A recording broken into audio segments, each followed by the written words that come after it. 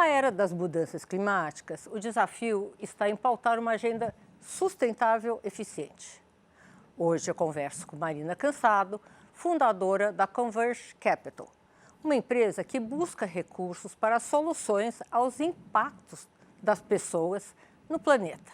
Bem-vinda, Marina, bem-vinda ao Showbiz, é um prazer tê-la aqui. Prazer conosco. é meu.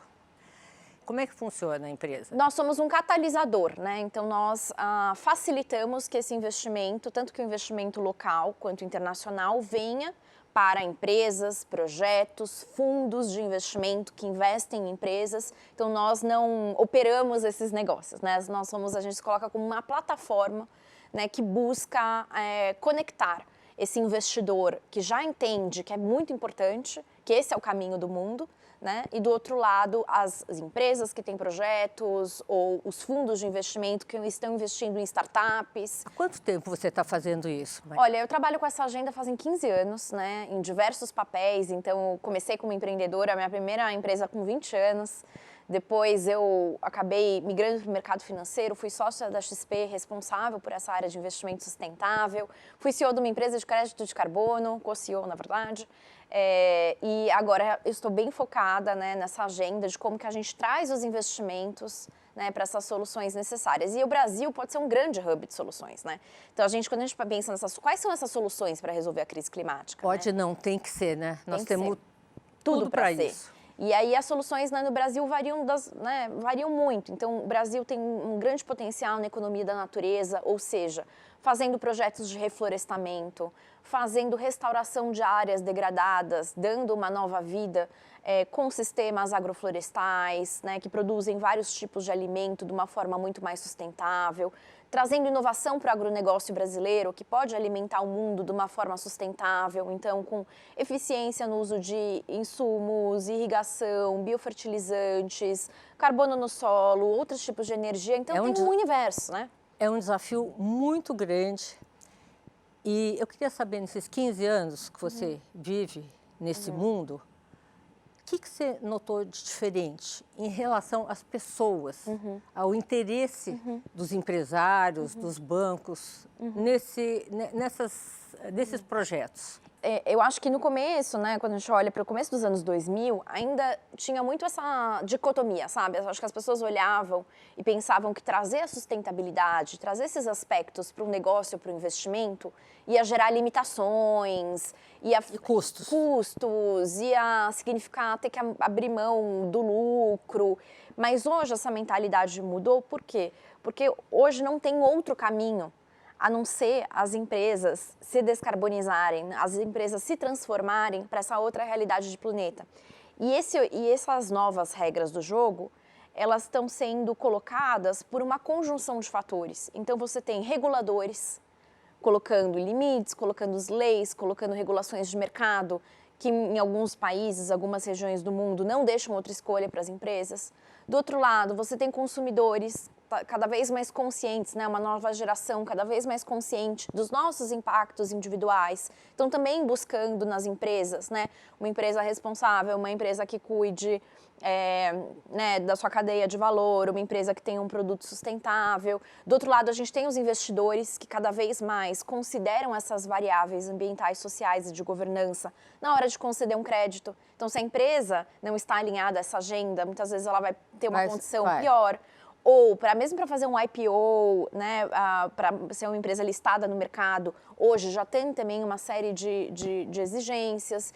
Então, acho que hoje a mentalidade está mudando para as pessoas entenderem que a gente tem um outro cenário, uma outra forma de fazer negócios, que tem essa questão de sustentabilidade como transversal. E do outro lado, que também tem muitas oportunidades para empreender soluções alinhadas ao que o planeta precisa.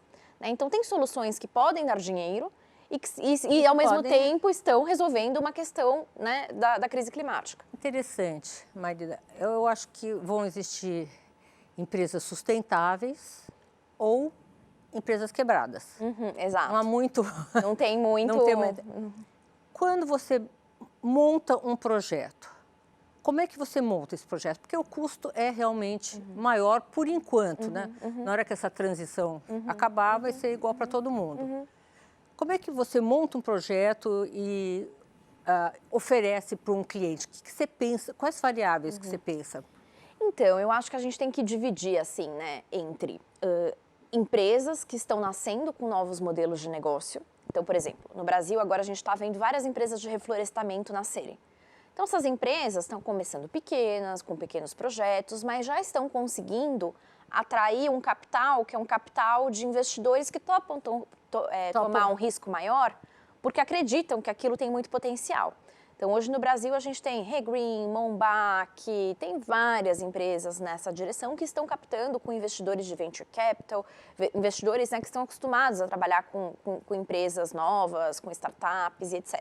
Então, essas empresas, elas já nascem com um modelo de negócio totalmente voltado para resolver uma questão ambiental. Então, ali não é uma questão de custo, sabe? Porque todo modelo de negócio já foi pensado, né? Obviamente, para fazer o reflorestamento tem um custo, um investimento necessário, só que ela vai vender créditos de carbono projetados a um determinado preço, então ela vai ser uma empresa rentável. Então, não é que ela está adicionando novos custos. Agora, aí o segundo bloco, para empresas, né, dos setores base da economia, então uma mineradora, uma empresa, né, de energia que ainda não está na agenda de energia limpa, ou por uma indústria. Aí sim, o que a gente olha? Primeiro, a gente tem que fazer um diagnóstico de quais são as atividades dessa empresa ou em quais pontos da cadeia de valor se emite mais gases de efeito estufa. Por quê? Porque isso vai direcionar qual que é a prioridade, né, por onde que aquela empresa precisa começar projetos para reduzir essas emissões. Então, vamos supor, numa empresa que tem importa peças ou elementos da China, por exemplo. E a maior parte da pegada de carbono dela está nessa logística de navio, de trazer uma coisa da China para cá. Talvez essa empresa vá precisar repensar sua cadeia de fornecimento e achar fornecedores locais. Porque se ela não deixa de fazer esse trajeto marítimo, ela deixa de emitir uma grande parte, né, de gases de efeito estufa. Para uma outra empresa, talvez... E não está importando também gases de efeito estufa, porque a China é um dos países mais poluídos do mundo, né? Exato. Uma outra empresa, por exemplo, pode rever uma determinada parte do processo produtivo para que ele tenha mais eficiência. Então, acho que cada empresa hoje está precisando desenhar a sua jornada de descarbonização. Esse é o nome técnico que a gente usa, né? Aquela parte desse diagnóstico, onde essa empresa está emitindo mais gases de efeito estufa e quais são os projetos que muitas vezes aí sim requerem investimentos, né, para transformar. Só que hoje o mercado está aberto a investir, a financiar. Então você já tem linhas específicas nos principais bancos brasileiros, você já tem os bancos de desenvolvimento, então um BID, um banco multilateral, você tem investidores internacionais, por quê? Porque não tem como a gente, de novo, né, chegar nas metas de redução de gases de efeito estufa que vão continuar possibilitando nossa vida aqui sem essa transformação. Então, hoje tem formas de você financiar e isso, muitas vezes, vai te colocar numa vantagem competitiva em relação aos outros que não se transformarem tão rápido. Então, exatamente, essas se chama de climate tax, né? Elas aceitam a realidade de que, no começo, elas vão ter mais problema com lucro do que daqui 10 anos? Então, é que essa é a realidade de qualquer setor nascente. Né? Qualquer setor nascente, quando a gente olha para a energia solar e eólica no Brasil, né, tem um tempo para esse setor se organizar até que ele alcance a escala e um custo menor. Então, eu acho que isso não é específico das empresas relacionadas a clima, sabe? Eu acho que esse custo maior inicial ou esse preço maior inicial, ele se relaciona muito à indústria está nascente, está se organizando e ela demora um tempo para escalar e, né, para o preço cair. Então, por exemplo, nas empresas, por exemplo, de reflorestamento que eu estava citando, elas estão começando ainda com projetos em áreas pequenas, mas daqui a pouco elas vão ter uma escala e vão, né, então os custos vão ser diluídos nessa escala. Qual o impacto disso na área social? Onde é que meio ambiente anda de mão dada com o Então, a gente fala que, né, a agenda de clima ela é uma moeda de duas faces, porque ela afeta todos os aspectos da vida humana, né? Então, ela afeta a nossa saúde, porque nosso corpo não foi preparado para determinadas temperaturas. Ela, inclusive, né, essa epidemia de dengue que a gente está vivendo, ela é fruto de um calor que se perpetuou e que teve um determinado desequilíbrio ecossistêmico, né? Muitas doenças que a gente está vendo hoje no mundo são relacionadas, né, a esse desequilíbrio climático. Então, do aspecto da saúde, a gente está falando do aspecto, né, da intensificação de desigualdades, porque em muitos casos, as pessoas mais afetadas por uma catástrofe climática são pessoas, né, mais vulneráveis. Veja no litoral de São Paulo, né, que vão precisar reconstruir suas vidas. Então, esses são os vários efeitos, né, que mostram, né, como o clima e o aspecto social estão muito juntos. Por outro lado, também já tem muitas projeções dos empregos que poderiam ser gerados nessas novas soluções, nessas novas empresas. Então, hoje, se você olha globalmente, 60% dos empregos, né, novos estão relacionados à agenda de soluções baseadas na natureza, que tem a ver não só com o reflorestamento, mas também com né, uma agricultura mais regenerativa. Então, é um caminho, né, que o mundo todo vai tomar. Marina, o mundo não está entrando um pouco atrasado nessa agenda? Essas temperaturas, esses efeitos climáticos, essas surpresas que nós estamos tendo, elas não eram previstas. Esse nível de temperatura hoje não era previsto. Estamos atrasados? Olha, estamos muito. E sabe que quem foi a primeira pessoa que viu que a emissão dos gases de efeito estufa estava tendo um efeito na temperatura foi uma mulher, Eugenie Foote, em 1870, mais ou menos. Ela começou a ver que a revolução industrial, com a queima de carvão, né, o petróleo ali recém-descoberto, a criação das ferrovias, tudo isso estava gerando determinados gases concentrados e retidos na atmosfera, e isso estava gerando esse aumento de temperatura. Ela não foi ouvida. Na década de 70, uma outra mulher, Donella Meadows, lançou um livro em 1972, que é o Limites para o Crescimento, em que ela fazia projeções impressionantes, porque o que ela previu em 1972 é o que está acontecendo agora, que ela previa que iria acontecer agora. Então, ela era mais pessimista que todo mundo na época, né? Ela fez vários cenários nesse livro. Então, ela mostrou se isso acontecer, para onde vai a temperatura. Se isso acontecer, então ela fez vários cenários. E esse livro, Limites do Crescimento, mostrava, né, que o planeta é finito, que a gente não pode ficar usando dele como não se houvesse amanhã, e que essa nossa intensificação, né, no planeta compromete a capacidade do próprio planeta se regenerar, né? Então, ela já mostrava isso, e foi bem nessa época que surgiu, né, um pouco depois, o termo desenvolvimento sustentável, que é como que a gente pode, né, satisfazer as nossas necessidades hoje, mas sem comprometer as gerações futuras e o bem-estar delas. E é isso que a gente está fazendo, né? A força desse processo a gente está sentindo nos últimos 10, 20 anos. Quer dizer, aí... É muito recente. As pessoas acordaram e falaram, olha, tem alguma coisa errada. Você acredita que hoje há uma conscientização generalizada, mundial, sobre esse assunto?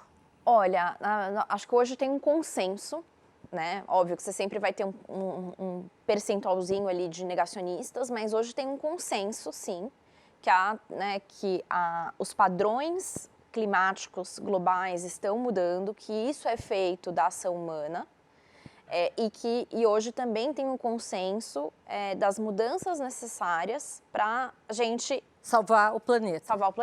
Que não existe planeta B. Exato. Agora, hoje, os compromissos dos governos, os compromissos das empresas estão muito aquém, né, quando a gente coloca os compromissos existentes e o quanto que a gente conseguiria limitar de aumento de temperatura, assim, a gente teria que limitar ao máximo de 2 graus, mais ou menos, 1,5 grau é o preferencial, até 2 graus Celsius de aumento de temperatura média.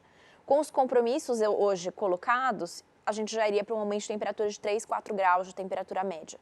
Isso pode parecer pequeno em número absoluto, mas não é. Porque imagina quando a gente ficar com febre. a diferença que meio grau faz.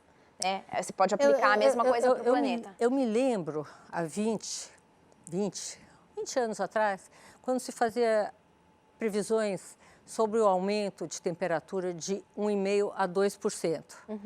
Era para o ano 2040, 2050. A gente está... A agenda está aqui, está aqui. Quer dizer, errou quem fez essas previsões. Eu acho que a ciência climática, ela é uma ciência recente, ela foi se refinando bastante. Eu acho que já tem muitos cientistas que já falam isso há muito tempo, mas acho que o mundo demorou para ouvir, demorou para tomar esse consenso, e mais do que se tomar o consenso, se tomar as medidas necessárias para que a gente avance. Então, assim, a gente tem 2 datas marco para a gente conseguir conter o aumento de temperatura a um lugar seguro. 2030, a gente precisaria reduzir pela metade as emissões globais, ou seja, daqui 6, 7 anos, né?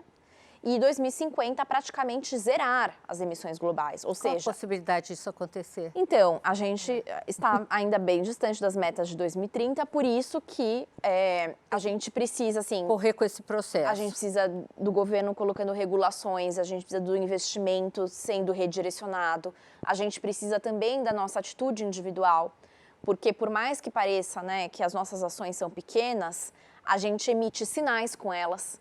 Então, quando, né, um cidadão começa a falar, olha, eu estou olhando para isso, olha, governo, eu vou te cobrar numa eleição sobre isso, ou olha, empresa, eu estou ali atento ao que você está fazendo. Empresas e governos começam a ver que as pessoas estão prestando atenção nisso, isso começa a moldar a opinião pública, isso começa a ser insumo para as empresas começarem a ver que elas vão ter que repensar ali sua oferta. Né? As empresas reagem ao que a demanda e aos sinais da demanda. Me diz uma coisa, o que é mais difícil? Mudar o setor público ou mudar o setor privado? Sem dúvida, o setor público. Eu acho que o setor público tem tem um modus operandi, né, que, por exemplo... Ingessa, né? Por exemplo, você vai falar, né, da compra pública, tem um processo de licitação que é super importante para garantir que o Estado compre no melhor preço, etc., só que esse processo leva um tempo, que numa catástrofe como agora no Rio Grande do Sul, o governo não tem tempo para fazer compra, para passar por esse processo, para fazer emergencial. E mudar essa lei de licitação, e eu já me envolvi em advocacies para mudar determinadas leis, inclusive essa, você tem que passar, né, por um congresso que você tem cabeças, né, de todos os tipos. Acho que o Congresso brasileiro, na minha visão pessoal, hoje está muito distante dessa agenda climática. Está muito desconectado, né, da sociedade. Então, por mais que você tenha, muitas vezes, um poder executivo, ministérios, ministros, querendo trazer determinadas agendas, isso passa por um congresso e aí é um debate democrático, que é parte da democracia, mas que leva tempo, que, né, tem muita articulação. Então, eu acredito que o setor privado vai dar a velocidade que a gente precisa. O setor público, ele sempre foi muito reativo, nunca foi proativo. Na iniciativa privada, você tem mais caminhos nesse sentido, né? Você tem uma pessoa que arrisca, que vai, porque não é dinheiro público. Exato. Então, existe aí uma... Exato. Okay. Em se tratando de dinheiro privado, Marina, não sei se eu estou correta, mas na última COP de Glasgow, houve um avanço real das empresas privadas em ajudar. Porque no Acordo de Paris, como você disse, se fechou um acordo de 100 bilhões de dólares, todo mundo contribui, não aconteceu nada. Né? Dessa vez, houve um avanço, mas mesmo assim, nas outras 2 COPs depois, não aconteceu nada. Como que isso vai se dar, esse processo? Então, depois do Acordo de Paris, se lançou esse movimento que chama Corrida para o Zero, né, que é Race to Zero, em inglês, que foi esse chamado para as empresas a acelerarem nas suas jornadas de descarbonização. Porque se deu conta que os governos, os países, não têm como entregar uma redução de emissão sem as empresas. Então, foi feito esse chamado de responsabilidade para as empresas de que elas precisavam assumir compromissos públicos, precisavam se engajar. Só que as empresas, algumas tem essa visão, tem uma visão de mais longo prazo, tem, né, muitas vezes valores no seu DNA, já estão preocupadas com isso, mas a grande parte das empresas estão lá vivendo sua vida, né, com muitos desafios de sobrevivência, desafios de curto prazo. Então, foi por isso que na Europa, ou mesmo na China, em algumas regiões do mundo, começaram a vir as regulações para falar, olha, empresa, daqui para frente você só pode emitir isso de gás de efeito estufa. Se você emitir mais, você tem que ir lá comprar crédito de carbono de quem emitiu menos. Então, começaram a se criar regras. É que no Brasil, a gente ainda não tem essas regulações. Então, no Brasil, as empresas que estão fazendo, elas estão fazendo de forma voluntária. Seja porque uma questão de reputação, marca, seja uma questão de visão estratégica, de estar à frente da concorrência, seja porque é uma empresa que participa de uma cadeia global e seus clientes ou seus fornecedores ou as empresas, né, internacionais que interagem já exigem isso, ou uma empresa, por exemplo, no agronegócio brasileiro. O agronegócio brasileiro está mudando muito porque hoje tem um pacto entre gestoras de investimento, bancos europeus, que é garantir que comprem commodities livres de desmatamento. Então, se as empresas brasileiras não mostram a rastreabilidade, né, não mostram que aquele seu produto, de fato, não veio, né, de uma área desmatada, não, de fornecedores, né, que desmataram e etc., e não consegue vender para fora. Então, já começam a ter restrições. Então, no fim, eu acho... Marina, quanto disso pode ser realmente rastreado? Eu vi outro dia um caso de uma empresa que foi multada porque comprou gado de uma outra fazenda que, por sua vez, tinha comprado bezerro de não sei aonde, sei lá para trás, que era de um lugar desmatado. Como que você faz essa rastreabilidade? Então, eu acho que isso leva, né, o que eu ia terminar de responder, que é assim, todas essas transformações, então, elas estão acontecendo, mas elas levam tempo.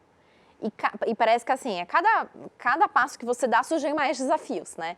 Então, tudo bem, agora tem a exigência da rastreabilidade da cadeia para não se comprar commodities que venham do desmatamento. Aí agora a empresa tem que ir lá e tem que entender qual a tecnologia para ela acompanhar tudo isso. Sim, mas esse acompanhamento também gera vários benefícios de dados, pode gerar uma maior inteligência na articulação dos fornecedores, pode fazer a empresa colocar uma barra mais alta para fornecedores e isso mudar o preço. Ela pode vender com um premium, ou seja, com um preço maior para fora, para falar que tem um certificado de ser livre de desmatamento. Então, tem formas disso. Mas nessa transição... Nessa transição, ela vai ter custos, vai ter complexidades. Sem dúvida. Não tem por onde. Não, e toda a transição é complexa, né? Eu acho que a gente tem que entender que vão ser vários desafios. Muitos desses desafios, né? A tecnologia vai ter um papel importante. Em outros desafios, eles vão precisar ser um esforço coletivo de uma indústria. Ontem mesmo eu estava falando com algumas pessoas da indústria da moda. Então, a moda é uma indústria que, né, polui muito, gera muito resíduo, usa muita água e etc. E é uma indústria que vai ter que repensar as matérias-primas das roupas. Exatamente. Só que isso exige investimento. Muito. E talvez uma empresa sozinha não consiga montar um centro de pesquisa e desenvolvimento para desenvolver, por exemplo, um couro de cacto, que é, por exemplo, o que algumas marcas estão fazendo. Mas dá para você fazer uma aliança, uma coalizão de empresas, cada uma investe um pouco e juntas elas têm um centro de pesquisa e desenvolvimento para poder desenvolver para matérias-primas para todas. Um custo dividido. Exato. Né? Então, eu acho que muito dessa transição vai exigir da gente criatividade. E vai exigir da gente fazer as coisas diferentes. Acho que determinação e vontade. Também. E ambição, né? Pé na realidade. Pé na realidade. Que nós não podemos. Não há um planeta B. Exato. Marina, esse é um caminho de curto, médio, longo prazo. Tudo ao mesmo tempo. Tem coisas que a gente vai fazer, já estão acontecendo agora, tem coisas que vão demorar tempo. Mas a gente tem que fazer, né, tudo. É o único caminho. Não tem, até porque é isso, né? A gente sempre fala, né, que a gente vive, né, para os nossos filhos, que o mais importante para a nossa vida né, o nosso futuro da nossa família e das pessoas que a gente se importa. E esse futuro não vai ter se a gente não fizer o que precisa ser feito agora. E esse futuro está cada vez mais próximo. Exato. Então, cabe a cada um de nós, nos diversos papéis, né, que a gente tem, seja como funcionário de uma empresa, seja como eleitor cidadão, seja como uma pessoa no seu consumo e, né, na sua vida. Diário, né? Pequenos acertos. No nosso olhar crítico, né? A olhar uma empresa, entender se ela está seguindo esse caminho ou não, olhar um governo, a mesma coisa, né? Mas vai exigir de todos nós e muita colaboração. Marina, muito obrigada por essa conversa, muito obrigada. Produtiva. Eu te desejo muita boa sorte e quero vê-la aqui outras vezes. Muito obrigada. Muito obrigada. Obrigada a você. Obrigada. Gente, o programa de hoje está terminando. Obrigada pela companhia e até a semana que vem, aqui na Band News.